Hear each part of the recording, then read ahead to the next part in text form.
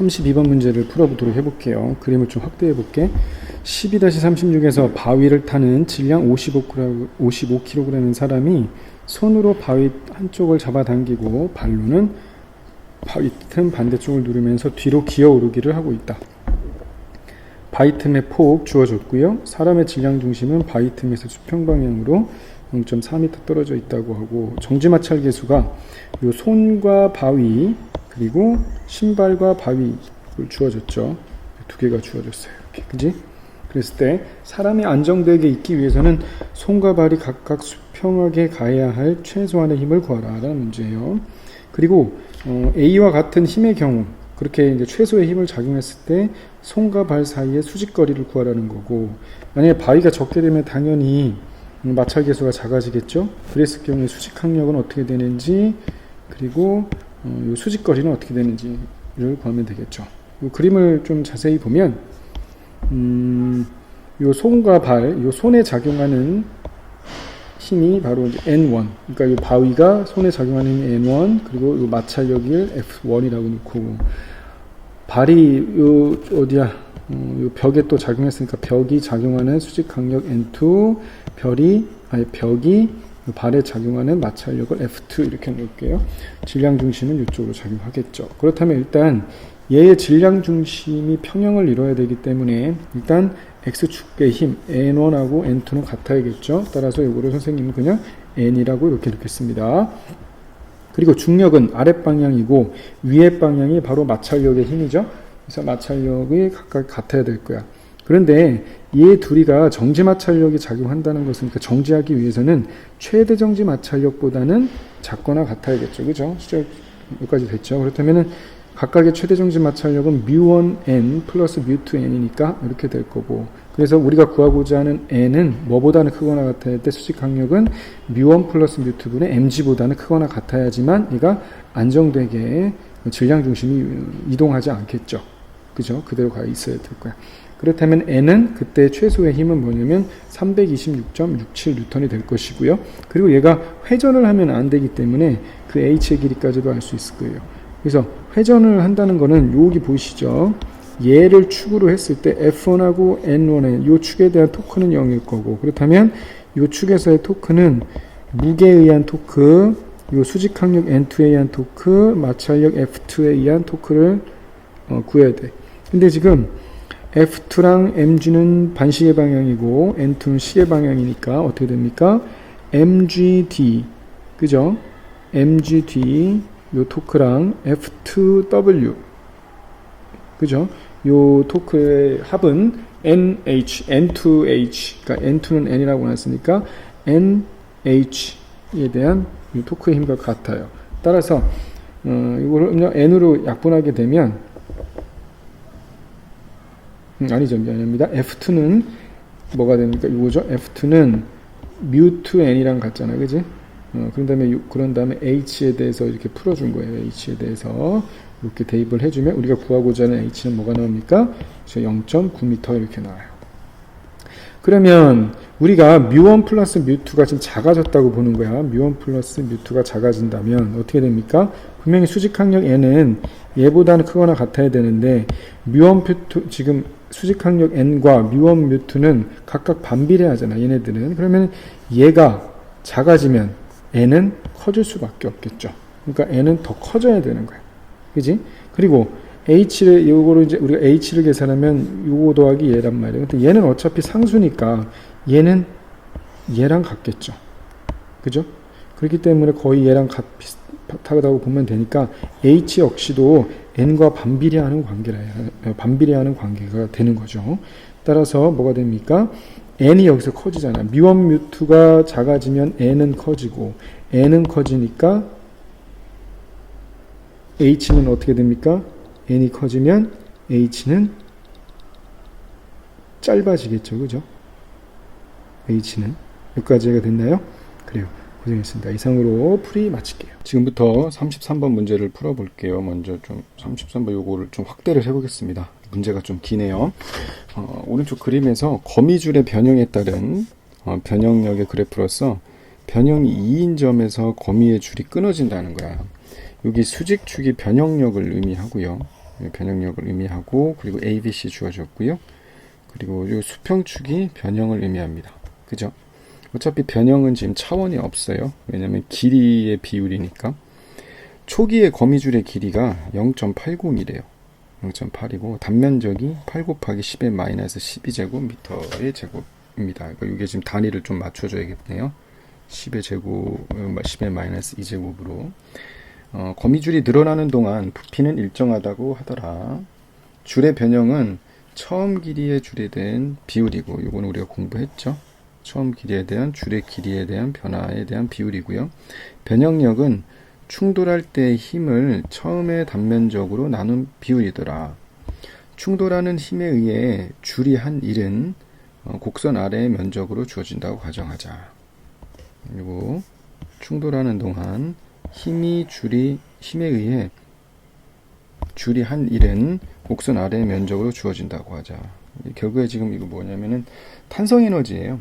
탄성 에너지에 대한 보존이거든요. 그러니까 줄이 얼마만큼 늘어나느냐, 그러니까 탄성 포텐셜 에너지를 얼마만큼 갖느냐라는 거죠. 그러니까 결국에는 요 끊어지기 전까지는 요게 이제 탄성 에너지가 이제 보존이 되는 거죠. 요게 지금 뭐냐면은 뭐라고 해야 되나? 탄성률이겠죠. 여기가. 그러니까 요 변형 0에서부터 1까지 변형에서의 탄성률이고요. 요 기울기가 1에서 1.14까지의 탄성률이고 1.14에서 2.0까지의 요 기울기가 탄성률이 될 거예요. 그죠? 이 이상을 벗어나면 얘는 아예 끊어지기 때문에 얘는 탄성률이 그러니까 더 이상 복원력이 없다라는 거죠. 또한 거미망에 곤충이 걸릴 때 곤충의 운동 에너지가 전달되어 줄이 늘어난다고 가정하자라는 거예요. 뭐 이건 당연한 거예요. 왜냐면 초기 그 운동 에너지가 부딪혔을 때, 그죠? 점점 더 요 줄이 늘어나면서 줄은 이제 음의 일을 해주겠죠. 그죠? 그러니까 좀 이따 이제 그림으로 설명을 할 건데, 이거는 그림으로 설명을 할게요. 그래서 끊어지기 직전까지 얼마나 많은 운동 에너지를 줄에 전달하는가. 그러니까 다시 말하면 얼마나 많은 운동 에너지가 뭐 이 줄의 탄성 포텐셜 에너지로 저장이 되느냐. 그러니까 이 말은 뭐냐면 탄성 포텐셜 에너지거든요. 탄성 포텐셜 에너지 저장이 되느냐. 그렇다면 과실파리의 초기 운동 에너지 C는 땡벌의 초기 운동 에너지를 날아올 때 그 운동 에너지를 보는 거고, 과연 과실파리랑 땡벌이 부딪혔을 때 거미줄이 끊어진다면은 어떤 게 끊어지는지 한번 보자는 거예요. 한번 봅시다. 이 그림을 통해서 한번 A가 설명해 보면 지금 이게 뭔 말이냐면 이게 지금 벌레가 지금 초기 속도로 날아오고 있었어. 그리고 요거는 거미줄이라고 이렇게 볼게요. 여기까지 됐죠. 일단 여기서는 중력은 무시를 합시다. 그러면 얘가 이제 부딪히게 되면 어떻게 돼요?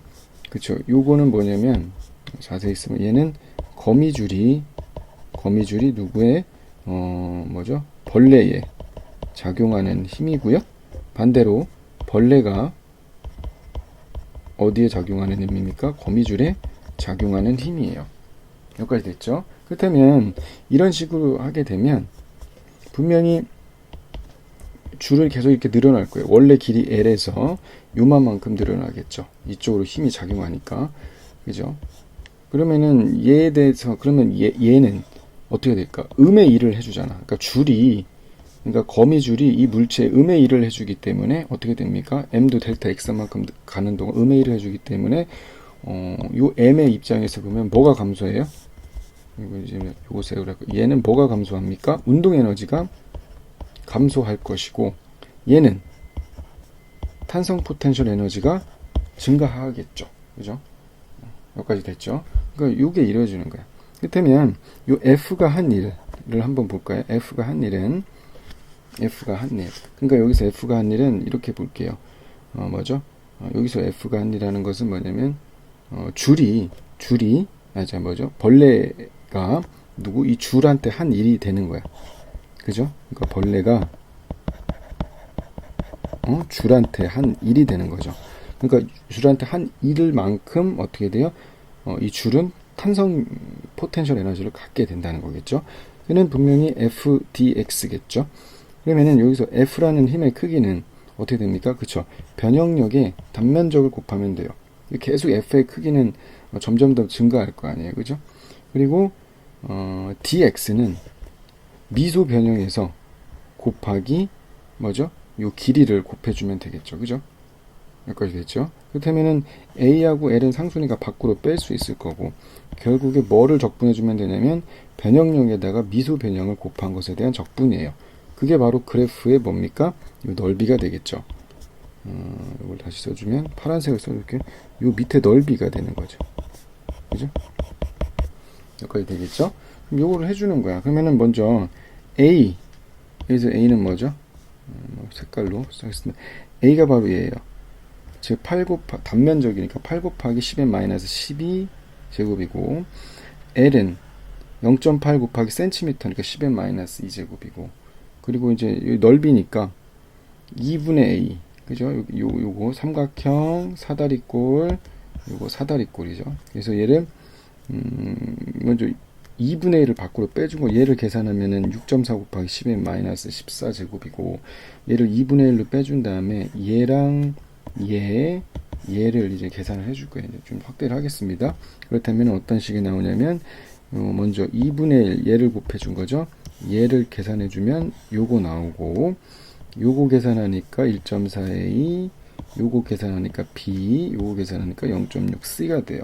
그래서 a를 여기다 대입, b 대입, c 대입 이렇게 해서 풀어주면, 얘를 풀어주면 2.95 마이너스 10의 14제곱이 나오고, 기간은 뭐를 의미합니까? 그렇죠. 10의 9제곱을 의미하잖아. 그래서 2.95 곱하기 10의 마이너스 5제곱이니까 얘를 답에서 보면 마이크로로 바꾸거든요. 여기 10의 마이너스 6제곱이 마이크로니까 여기다가 앞에다가는 10을 곱해야겠죠. 그래서 뭐가 나온다? 29.5 마이크로 줄이 나와요. 그죠? 그러니까 한마디로 요 벌레가 줄의 한 일의 양은 29.5 마이크로 줄이기 때문에 얘는 뭘로 보존이 됩니까? 그렇죠. 줄의 탄성 포텐셜 에너지로 저장이 되겠죠. 그죠? 줄의 탄성 포텐셜 에너지로 저장이 될 거예요. 그렇다면 만약에 이렇게 움직인다면, 만약에 줄이 여기까지 움직인다면, 그럼 B를 한번 보겠습니다. 얘가 지금 뭐냐면 과실파리야.